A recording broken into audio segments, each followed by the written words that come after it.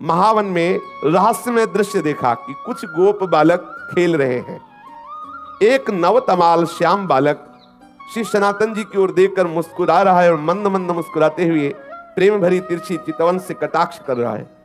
सनातन जी आकृष्ट हो गए। वो रूप माधुरी को हृदय लगाने के लिए दौड़ पड़े। जो सामने एक दिव्य लीला स्फुरित हुई, देखा कि बहुत से गोप सखाओं के साथ श्री लालजू महाराज खेल रहे हैं। बहुत ही सुंदर श्यामंग कांति है। मंद मंद मुस्कुराते हुए तिरछी चितवन से श्री सनातन जी की तरफ देख रहे हैं। विवश होकर भाग पड़े उनको हृदय से लगाने के लिए। जो ही नजदीक पहुंचकर हृदय लगाने की चेष्टा की तो अंतर्धान हो गए। आप भाव विभोर होकर विलाप करने लगे, क्रंदन करने लगे, अश्रुपात करने लगे। इतनी शिथिलता हुई कि थोड़ी देर के लिए एक नींद सी आई, एक झपकी सी आई। तो देखा वही श्यामल गोप बालक जो प्रगट में दिखाई दी थी लीला, वही स्वप्न में देखा। और वो कह रहा है, तुम मुझसे मिलना चाहते हो? मैं मथुरा में श्री परशुराम जी चतुर्वेदी के घर में रह रहा हूं। अब तुम मुझको अपने साथ ले लो, वहां जाओ और वहां से मुझको अपने साथ ले लो। तत्काल ही सनातन जी की वो निद्रा टूटी। आप प्रातः काल होते ही मधुकरी के निमित्त श्री परशुराम जी चौबे के आवास स्थान पर पहुंचे। वहां आपको उस बालक का श्री ठाकुर श्री मदन मोहन के रूप में दर्शन हुआ। जब उस घर में पहुंचे तो सुंदर सिंहासन पे श्री मदन मोहन ठाकुर जी विराजमान थे। जे ही दृष्टि की तो वही बालक जो महावन में गोप सखाओं के साथ खेलते देखा, जो स्वप्न में आदेश देते देखा, वही देखा कि ठाकुर मदन मोहन जी के रूप में वो विराजमान है। ओहो, ये तो ठाकुर मदन मोहन जी हमारे साथ ऐसी लीला कर रहे थे। आप एक टक दर्शन करते हुए आसक्त चित्त हुए।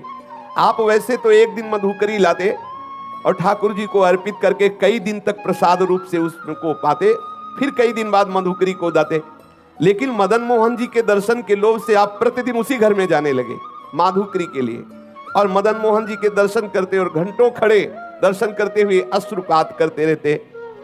एक दिन घर की वृद्धा माता ने देखा कि नेत्र में नेत्र मिलाए हुए ठाकुर के घंटों खड़े हैं, अश्रु प्रवाह हो रहा है। आपकी ऐसी प्रेममयी दशा देख के, बाबा इनको देख रहे हो? बाबा इनको मत देखो, ये सर्वनाश कर देते हैं, बहुत वैसे ठाकुर हैं। उस मैया ने कहा। तो श्री सनातन गोस्वामी ने उस मैया की तरफ देखा, बोले सुनो, मेरा बहुत बड़ा कुटुंब था, खूब घर भरा हुआ था संपत्ति से, जन से, परंतु ये जब से आया हमारे घर में इसने सब नाश कर दिया। मेरा परिवार मिट गया, मेरी सब संपत्ति चली गई, केवल मैं अकेली रह गई। ऐसा ही होता है, अकेला ही रखता है। इसीलिए कल की चर्चा में था, पूज्यपाद श्री रूप गोस्वामी जी कहते हैं कि अगर अपने परिवार से मोह ममता हो तो श्री राधा गोविंद देव जी से आंख मत मिलाना। यदि आंख मिला लिया तो किसी काम के नहीं रहोगे। ठीक ऐसे ही ये श्री मदन मोहन ठाकुर जी की लीला है। उस मैया ने कहा कि सब कुछ नष्ट हो गया जब से आया है, केवल मैं अकेली रह गई हूं। सनातन जी ने वही अश्रु प्रवाह अनुराग से भीने हुए नेत्र कहा, माता जी तुम इसका परिचय मत दो, मैं जानता हूं मेरी भी यही दशा हो गई है। जब से इसने नजर की तब से सब नाश हो गया। और क्या, राजमंत्री थे, नजर हुई कहां पहुंचा दिया, एक गुदड़ी करवा और भाव में मगल। ये विनोद है महापुरुषों का। समस्त मलिनता माया की जो हमें घेरे हुए है, जब ठाकुर का कृपा कटाक्ष होता है तो उससे बिलक करके अपनी लीला में प्रवेश दे देते हैं, जो चिदानंदमयी है, जो एक रस लीला है। ये परिवर्तनशील जगत की मोह ममता का नाश एकमात्र इनकी कृपा की ओर से होता है। जब से इनसे प्रीति की तब से मेरा सर्वनाश हो गया, श्री सनातन जी ने कहा। इसलिए नाश का अब तो कोई भय रहा नहीं, कोई बचा ही नहीं तो क्या भय है। मेरे निकट जो भी था अब वर्तमान में कुछ नहीं रह गया है, ये इसी की नजर का चमत्कार है। वृद्धा ने कहा, तो भी तुम इसकी तरफ देख रहे हो, देखो तुम्हें पसंद आ गया क्या? बोले तो पहले से ही हम राजी हैं, इसके नेत्रों में पहले ही बिक चुके हैं। मैं तो वृद्ध हो चली हूं और मैं सोच भी रही थी कि अब इसकी सेवा कौन करेगा मेरे बाद, क्योंकि परिवार में तो कोई बचा नहीं। देखो इससे कोई ये मत समझ लेना कि ठाकुर से प्रेम करोगे तो तुम्हारा परिवार नष्ट हो जाएगा, ऐसा नहीं। इसका आंतरिक रहस्य है। जब से मदन मोहन जी पधारे तो एक एक करके अपने धाम भेज दिया। अपनी नित्य लीला में सम्मिलित, जो बड़े बड़े योगियों के लिए दुर्लभ है। ठाकुर मदन मोहन पधारे उस चौबे जी के घर तो सबको अपनी दिव्य लीला में प्रवेश दे दिया। लौकिक धन हटा करके चिदानंद वस्तु प्रदान की। हमारी पार्थिव बुद्धि कहीं ऐसा ना सोच बैठे कि ठाकुर से जुड़ने का मतलब है संकट विपत्तियां, ऐसा नहीं। जो प्रभु के चरणों में अपने चित्त को लगा देता है तो बिना अन्य साधन के भी प्रभु उसको स्वीकार कर लेते हैं और अपने दिव्य धाम, दिव्य स्वरूप, दिव्य लीलाओं में प्रवेश दे देते हैं। यहां से हटा देते हैं ये जो माइक लीला है, जन्म मृत्यु दुखद भयावह, इससे हटाकर जहां कोई भय नहीं, महासुख है, वहां पहुंचा देते हैं। वृद्धा ने कहा, बाबा मैं तो वृद्ध हो चली हूं था, मेरी यही अभिलाषा है, इनको कोई ना कोई ले जाएगा ही, मेरे से पूजा सेवा बनेगी नहीं, और मैं भी ऊब गई हूं, इससे हमें कोई लाभ प्राप्त हुआ नहीं। क्योंकि वो बाह्य दृष्टि से विनोद में बोल रही कि अब अगर इन लाभ प्राप्त होता तो कम से कम नाती पनाती ही होते, इसकी सेवा कोई नहीं बचा, मैं ही अकेले बच्ची हूं। और ये ऐसा ही करते हैं। श्री राधा बाबा कहते हैं इनका जलनुआ स्वभाव है, ये दूसरिया नहीं रहने देते। ये प्रेम गलित साकरीता में दो न समाये। अगर तुम पूछो कि तुम्हें लाभ क्या प्राप्त हुआ तो यही प्राप्त हुआ कि सपरिवार कुटुंब सब खत्म हो गया है। अब मेरी मृत्यु का समय आ रहा है, कोई ना कोई तो इसकी सेवा के लिए चाहिए ही, और मैं किसको सौंपूं? मैं दे भी उसी को सकती हूं जो इससे प्यार करे। मुझको बड़ा संतोष हुआ तुम्हारे नेत्रों में इसके प्रति प्यार देख करके। आप देखो, इसी से पहचानो कितना प्यार करती ठाकुर को। तुम्हारे नेत्रों में अपने ठाकुर के प्रति प्यार देख करके मुझे संतोष हुआ कि तुम सेवा करोगे। देखो, अपने नेत्रों से मैं इन्हें ओझल नहीं होने देना चाहती, परंतु बाबा अब मेरा शरीर बूढ़ा हो गया है, अब मेरे से सेवा का ये कार्य हो नहीं सकता, और बिना सेवा के ठीक नहीं है, इसलिए इनको तुम ले जाओ। श्री सनातन गोस्वामी जी ने कहा, मैया यदि ऐसी बात है तो तुम इन्हें मुझे दे दो, मैं इन्हें अपने संग ले जाऊं। वृद्ध माता ने कहा, बाबा इन्होंने जब मेरा ही सर्वनाश कर दिया तो मुझे डर है कि कहीं कुछ और आपके साथ ना हो जाए। बाबा ने कहा कि मैया हानि वाला कुछ रह ही नहीं गया है हमारे पास, जिससे हानि होगी वो कुछ रह ही नहीं गया है, क्योंकि इन्होंने मेरा तो पहले ही सर्वस्व छीन लिया है। अब एक शरीर में लंगोटी है, एक गुदड़ी है, एक करवा है, जब चाहे तब छीन ले, इसका मुझे कोई भय नहीं है। बाबा श्री सनातन गोस्वामी जी श्री ठाकुर मदन मोहन जी को अनन्य भाव से, वो तो अंदर का जो प्रेम है उसी को देख करके तो ठाकुर ने आकर्षण किया है। वृद्धा माता जी अश्रु प्रवाहित होकर के ठाकुर जी को हृदय से बार बार लगा करके श्री सनातन गोस्वामी जी को दी। सनातन गोस्वामी अत्यंत प्रसन्न होकर, मानो महानिधि है भी महानिधि, अब जिनको ऐसे ठाकुर लाडले प्राप्त हुए हो, सोचो उनको कितना सुख। सनातन जी बहुत प्रसन्न मुद्रा में ठाकुर जी को हृदय से लगाकर श्रीधाम वृंदावन में ले आए और आदित्य टीला में श्री ठाकुर जी महाराज को विराजमान, ये जो लाल पत्थर का मंदिर है टीले पे, इसे आदित्य टीला कहते हैं। उनकी पर्णकुटी वहीं थी, वहीं ठाकुर जी को विराजमान किया। सनातन जी की दिनचर्या में उदर पोषण के लिए माधुकरी वृत्ति ही थी। एक दिन ले आते, कई दिन प्रयोग करते, परंतु अब कुटिया में ठाकुर जी पधारे। अब श्री सनातन जी श्री ठाकुर जी के भोग के लिए आटा मांग के लाते और उपला बिन लेते और उसी आटे का गोला बनाकर उपला में पका लेते और ठाकुर जी को अर्पित करते और वही प्रसाद पाते। वैसे तो कई कई दिन तक माधुकरी का भोग लगा के पाते, लेकिन जब से ठाकुर मदन मोहन आए तो रोज आटा लाते और उसी का बाटी बनाकर ठाकुर को अर्पित करते। ठाकुर जी को जब भोग अर्पित करते तो ठाकुर जी मुंह बनाते, क्योंकि चौबे जी के यहाँ मलाई रबड़ी पाले वाले प्रसिद्ध है, मथुरा के चौबे, वहाँ तो खूब सुंदर राजभोग चलता रहता है। आज भी है, शाम के भांग छानेंगे फिर उनका प्रसाद देखो शाम वाला। हाँ, उनके लीवर की अलग से रचना है, वो मतलब सबके पचले की बात ले, वो अलग होता है, भगवान बना के भेजते हैं वैसा। हमने तो सुना है, देखा तो है नहीं कि 2-2.5 किलो रबड़ी कोई ज्यादा नहीं है, ऐसा सुना है कि ऐसे हाँ ऐसा सुना है कि वो जब भांग छली होती ना तो 2-2.5 किलो ऐसा हमने सुना। तो ठाकुर जी रबड़ी छानने वाले, अभी यहाँ सूखी बाटी उसमें नमक भी नहीं, अब कुछ कह नहीं सकते लेकिन मुंह बुलाते ठाकुर जी, जो ये से बाटी रखते ठाकुर। एक दिन हिम्मत करके ठाकुर जी, देख लो ये प्रेम का बल, जैसे कोई बच्चा डरता है ना बड़ों से, ऐसे ठाकुर जी डरते थे श्री सनातन गोस्वामी से। थोड़ा डरते हुए कहा, बाबा ये सूखी बाटी गले से उतरती नहीं है, आप ये जली जली बाटी हमको भोग लगाते हो, हमारा उधर भी काम नहीं कर रहा हूं, गले से सरकती नहीं है। अरे इतना नमक तो डाल दिया कर, इतना नमक डाल दिया कर। श्री मदन मोहन जी के मुख से सुनकर के सनातन जी मुस्कुराए और बोले, देखो हमें महाप्रभु ने आदेश किया है कि वृंदावन वैराग्य से रहना। अब मैं समझ गया कि आप मुझे फिर फंसाना चाहते हो। चटोरा स्वभाव है आपका, वैसे ही बाल्यपन से चटोरा स्वभाव।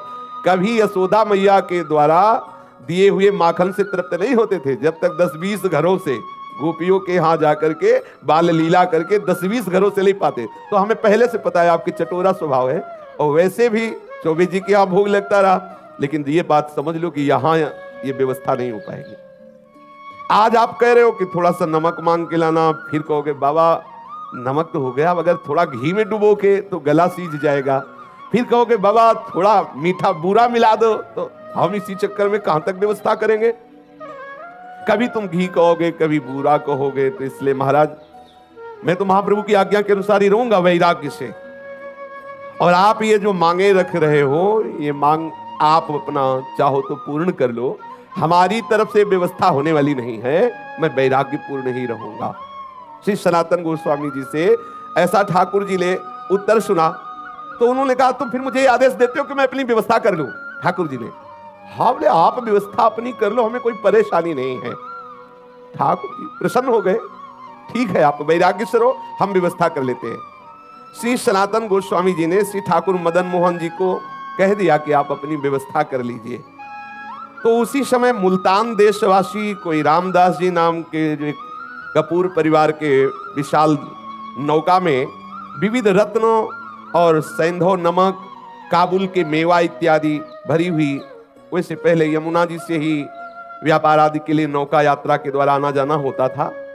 तो वो आगरा जा रहे थे, जिसमें मेवा भरी हुई थी, सेंधा नमक भी था और विविध प्रकार के रत्न भी थे। बहुत बड़ी नौका थी, जिससे नरवाहन जी के चरित्र में आता है कि 600 सैनिक तो उस जैनी की नौका की व्यवस्था में थे और बहुत सा वो व्यापार की सामग्री लिए। तो मतलब कोई ऐसी नौका नहीं कि 10-5 लोग बैठे हों, ऐसी नहीं, विशाल नौकाएं और उसमें संपत्ति। जब ठाकुर जी से कहा आप अपनी व्यवस्था कर लो, तो यहीं नीचे ही यमुना जी बहती थी, जहां से आज परिक्रमा मार्ग गए। क्योंकि यमुना जी के समीप ही आदित्य टीला, वो आज भी जो लाल पत्थर का मंदिर, तो जो परिक्रमा मार्ग है यमुना प्रवाह उस समय, क्योंकि ऐसा प्रसंग आता है कि वहां से घड़ा लेकर के सीधे ही यमुना जी में कूदा चोर, ऐसी कथा आती है। तो मतलब समीप ही यमुना जी थी, वहां ही आके नौका रुक गई। अब बहुत प्रयास किया, नौका वहां से चली ही नहीं। अब अनेक प्रयास करने पर जब हार गया, चलने की बात क्या, नौका हिली डुली भी नहीं, क्योंकि ठाकुर जी जजमान पटाना चाहते हैं।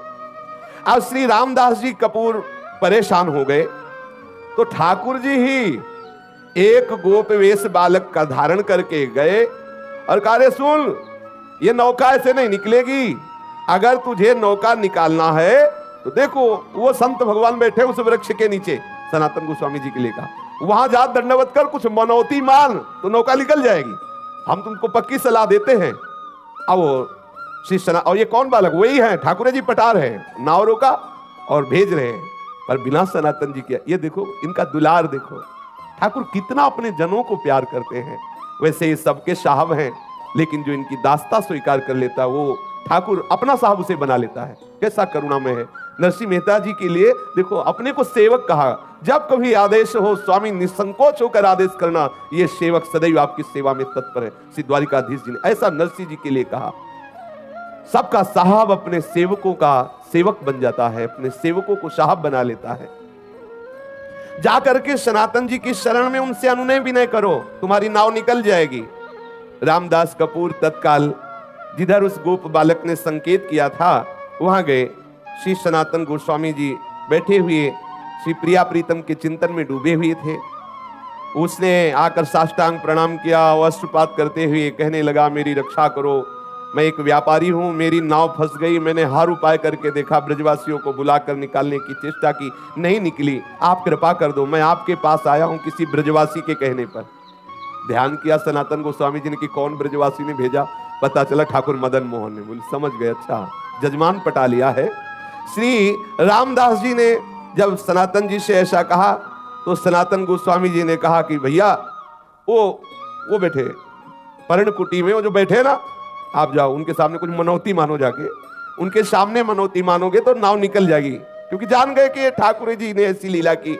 सनातन गोस्वामी ने कहा नाव तभी निकल सकती है जो पर्णकुटी में विराजमान ठाकुर जी है उनके सामने कुछ निवेदन करो जाके।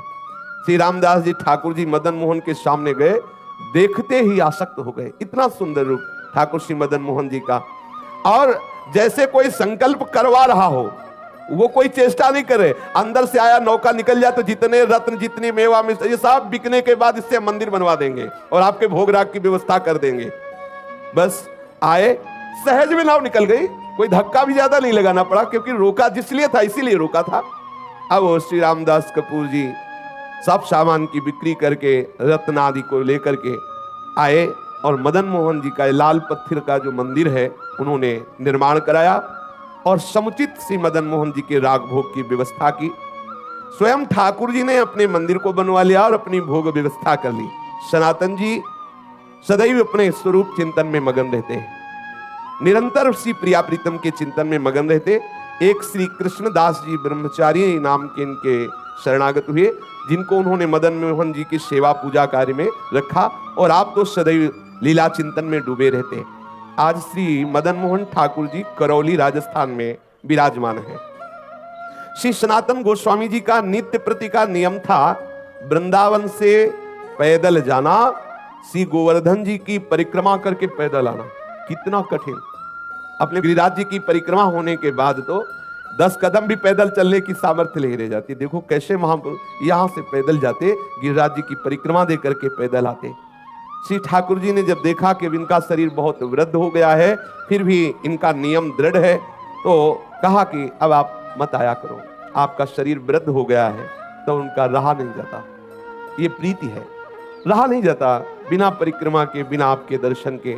तो श्री ठाकुर जी महाराज स्वयं प्रकट होकर के एक शिला प्रदान की, जिस शिला पर श्री ठाकुर जी का चरण चिन्ह अंकित है, और कहा बाबा तुम इस शिला की परिक्रमा कर लिया करो, इसकी परिक्रमा से तुम्हें संपूर्ण गिरिराज गोवर्धन की परिक्रमा का नियम पूर्ण हो जाएगा, वैसे ही आपको आनंद प्राप्त होगा। वो पावन शिला वर्तमान में श्री वृंदावन में श्री राधा दामोदर जी के मंदिर में विद्यमान है। सब लोग प्राय दर्शन करते हैं। प्रतिदिन आदित्य टीला से श्री सनातन गोस्वामी श्री गोपेश्वर महादेव जी के भी दर्शन करने जाते थे। तो महादेव जी ने देखा कि जब बहुत एकदम वृद्ध हो गए हैं, तब उनसे कहा कि तुम यहाँ रोज गोपेश्वर मत आया करो। बोले आपके दर्शन का नियम है, तो मैं मध्य में ही प्रकट हो जाता हूं। तो जो बनखंडी महादेव जी हैं, उस रूप में श्री गोपेश्वर महादेव जी प्रकट हो गए और पूज्य श्री सनातन गोस्वामी जी उनके रोज दर्शन करते। बड़े ही अकिंचन।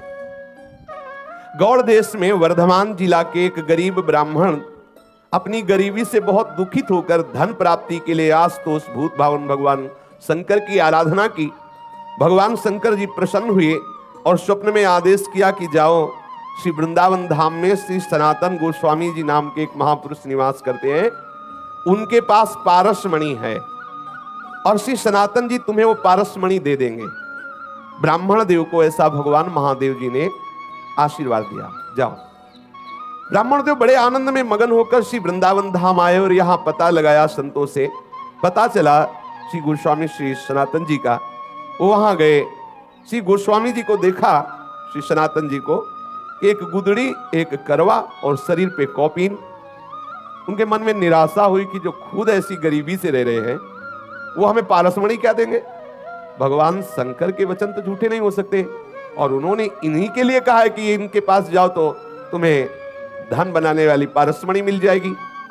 अगर इनके पास पारसमणि होती तो ये ऐसे कैसे फटी पुरानी गुदड़ी, रज का करवा, एक लंगोटी लगी हुई। प्रणाम किया, बाबा मैं आपके पास आया हूं। सनातन जी ने कहा किस हेतु से आए हो। तो उन्होंने कहा कि मुझे भगवान शंकर ने भेजा है कि आपके पास पारसमणि है और आप मुझे प्रदान करें। सनातन जी ने कहा हाँ, मैंने कभी उसे छुआ तो है नहीं, पास तो है नहीं। यमुना स्नान करने जा रहा था तो एक दिन पैर से टकरा गई थी, तो वहीं उसे रेती से ढक दिया और पुनः यमुना स्नान किया, जिससे किसी दिन स्नान करके वापस आते समय दोबारा हमारे स्पर्श ना हो जाए, नहीं तो मुझे पुनः स्नान करना पड़ेगा। श्री ठाकुर जी की सेवा पूजा में विलंब हो जाएगा। ब्राह्मण देव को लगा इतनी अशुद्ध होती पारसमणि कि स्नान करना पड़ता है। ब्राह्मण देवता ने कहा अच्छा आप मुझे बता दे चल के कि वो पारसमणि का है, दूर से बता दीजिए। ब्राह्मण देव को श्री सनातन गोस्वामी ले गए और बोले इसी जगह कहीं थी, आप बालू हटाइए। तो ये भी वहां बालू हटाई, थोड़ी देर में ही तो देखा चमकती हुई पारसमणि। ब्राह्मण को लगा मैं परीक्षा करके देखूं कि कोई चमकदार पत्थर है या पारसमणि है। तो एक लोहे की कील में स्पर्श किया, तत्काल वो स्वर्ण की हो गई। बड़ा मन प्रसन्न हुआ कि भगवान शंकर का वरदान साक्षात्कार हुआ। परंतु द्वितीय उसके विचार तत्काल आया, एक मन में तो प्रसन्नता हुई, तत्काल द्वितीय विचार आया कि ये कैसे संत हैं, इतनी कीमती वस्तु को इतनी दूर किए हुए, जिसके लिए मैं आनंदित हुआ उसके लिए इनके हृदय में ऐसी उपेक्षा। सनातन जी इस अमूल्य पारसमणि का त्याग क्यों किए हुए थे? और इतना त्याग कि शरीर से स्पर्श हो जाए तो यमुना स्नान करना पड़ेगा। मुझे लगता है कि इनको पता नहीं कि ये पारसमणि क्या होती है। ना अगर ये ऐसा जानते होते तो इसको ऐसे क्यों रेत में फेंके होते? और इसमें क्या दोष है जो इन्होंने स्नान करने की बात सोची? ब्राह्मण देव अपने मन की असमंजता में विचार किया कि इन्हीं से पूछे। तो पुनः लौट करके श्री सनातन जी को प्रणाम किया और कहा महाराज मेरे हृदय में एक प्रश्न है कि इतनी कीमती मणि आप अपने समीप क्यों नहीं रखा, और इसके स्पर्श करने पर स्नान करना क्या पवित्रता इसमें है? ब्राह्मण को इस तरह बोलते हुए देख करके श्री सनातन गोस्वामी ने कहा कि बहुत दुर्गुण है इस पारसमणि में, न जाने कितनी मलिनताएं छुपी हुई है। क्योंकि जब धन बढ़ेगा, अहंकार बढ़ेगा, दोष बढ़ेंगे, भगवत चिंतन छूटेगा, बहुत प्रकार के दोष हैं। इसलिए इसका कहीं रजोगुण प्रभाव कहीं किसी भी तरह से हमारे भजन में विक्षेप न डाले, इसलिए इसको दूर रखते हैं। और ये हमारे लिए मणि पत्थर से बढ़कर कुछ नहीं है, क्योंकि हमारे पास जो मणि है उस मणि के सामने है ही क्या। तो तत्काल ब्राह्मण बोला महाराज आपके पास कौन सी मणि है? बोले इंद्र नील मणि श्याम मनोहर। आहा, श्री लाल बिहारी श्याम सुंदर रूपी मणि हमारे पास है, ये क्या? उसने तत्काल श्री सनातन गोस्वामी के चरणों में प्रणाम किया, महाराज फिर आप ऐसी अपवित्र मणि हमें क्यों देंगे? अब आप कृपा करो वही मणि दो जो आपके पास है। तब उन्होंने कहा कि इसे फेंको यमुना जी में और यमुना स्नान करके आओ, तुम अधिकारी हो, क्योंकि भगवान आशुतोष शिव की कृपा तुम्हारे ऊपर हुई। तुम्हें पारसमणि लेने के लिए नहीं भेजा, वो हमारे पास भेजा इसी इंद्रनील मणि श्याम मनोहर के लिए ही है। पर तुम्हें विश्वास हो जाए और तुम्हारी समझ में आ जाए कि पारसमणि को भी त्यागने की सामर्थ्य श्री श्याम सुंदर के चरण अनुरागियों में होती, इसलिए लीला कराई। जाओ स्नान करके आओ, इसे यमुना में फेंक दो। पारसमणि को फेंक दिया, स्नान करके आए। श्री पूज्य सनातन गोस्वामी जी ने उन्हें दीक्षा दी, उन्हें भगवत संबंध से युक्त किया और निरंतर वो वृंदावन धाम वास करके भगवत चिंतन करते हुए वो भगवत धाम को प्राप्त हुआ। विक्रम संवत 1615 सप्त गोस्वामी ग्रंथ के आधार पर विक्रम संवत 1611 आषाढ़ पूर्णिमा के दिन प्रातः काल श्री सनातन गोस्वामी पाद जी ने नित्य निकुंज लीला में प्रवेश